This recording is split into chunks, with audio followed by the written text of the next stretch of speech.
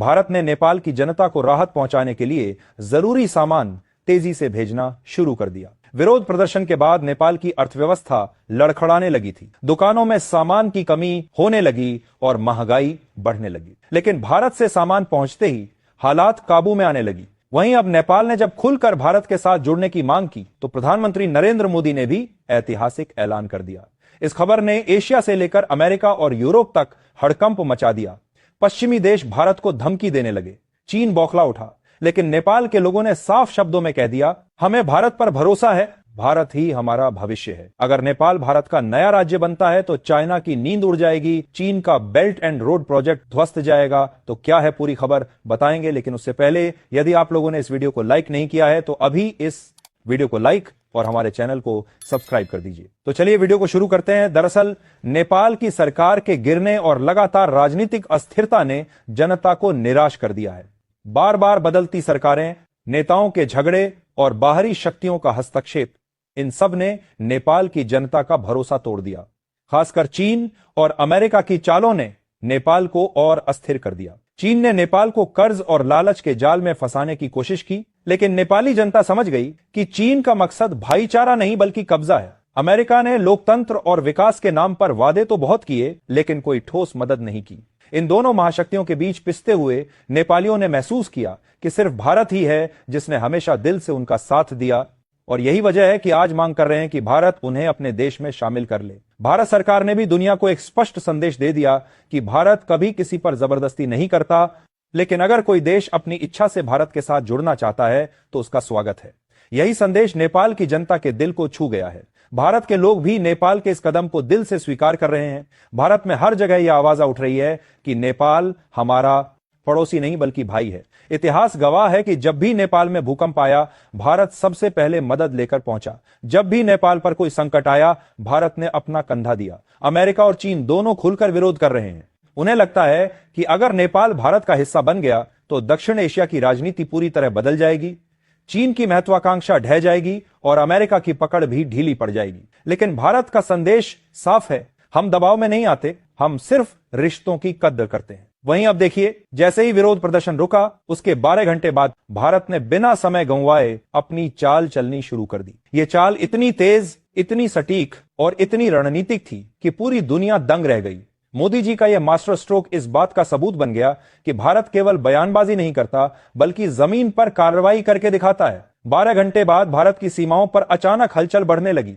नेपाल की जनता को राहत पहुंचाने के लिए जरूरी दवाइयां, चावल, दाल, आटा, दूध पाउडर, गैस सिलेंडर और तेल जैसी मूलभूत जरूरतों का सामान तेजी से लोड होने लगा। यह नजारा देखकर हर नेपाली की आंखें भर आईं और उनके दिल से यही आवाज निकली, भारत ही हमारा सच्चा भाई है। दरअसल विरोध प्रदर्शन के बाद नेपाल की अर्थव्यवस्था लड़खड़ाने लगी थी। दुकानों में सामान की कमी, कीमतों का आसमान छूना और रोजमर्रा की जरूरतों का ठप होना, ये सब मिलकर एक बड़े संकट की ओर इशारा कर रहे थे। लेकिन भारत से सामान पहुंचते ही हालात काबू में आने लगे। भारत ने न सिर्फ खाद्य और दवाइयों का निर्यात शुरू किया बल्कि पेट्रोलियम और एलपीजी की सप्लाई भी चालू कर दी। यह कदम नेपाल की अर्थव्यवस्था को स्थिर करने में निर्णायक साबित हुआ। भारत के इस कदम ने अमेरिकी और चीन में भी हलचल मचा दी। वॉशिंगटन और बीजिंग में अचानक मीटिंग्स बुलाई जाने लगी। ठमांडू, पोखरा, जनकपुर और लुम्बिनी की गलियों से एक ही नारा गूंज रहा है, भारत नेपाल एक साथ, मोदी जिंदाबाद। नेपाल के लोगों के लिए यह सिर्फ एक राजनीतिक बदलाव नहीं बल्कि एक भावनात्मक पुनर्जन्म है। भारत ने भी जनता की पुकार का तुरंत जवाब दिया। महज 12 घंटों में भारत ने अपने एक्सपोर्ट को कई गुना बढ़ा दिया। दवाइयां, खाद्यान्न, पेट्रोल, डीजल और रोजमर्रा की जरूरत का हर सामान ट्रकों और कंटेनरों में भरकर नेपाल पहुंचने लगा। मंडियों में भारतीय सामान की भरमार हो गई और लोगों ने राहत की सांस ली। नेपाल की जनता ने कहा, भारत ने हमारी जरूरत के वक्त हमें अकेला नहीं छोड़ा। अलावा भारत ने साफ कर दिया है कि नेपाल को हिंदू राष्ट्र के रूप में सम्मान दिया जाएगा। भगवान पशुपतिनाथ से लेकर भगवान राम और जनकपुर तक की पहचान नेपाल और भारत को एक सूत्र में बांधती है। इस फैसले ने करोड़ों हिंदुओं के दिलों में गर्व और आस्था को और गहरा कर दिया। यह खबर जैसे ही बाहर आई, वैसे ही चीन की रणनीति ध्वस्त हो गई। वर्षों से चीन ने नेपाल में अरबों डॉलर का निवेश किया था, सड़कें बनाई थीं, प्रोजेक्ट खड़े किए थे।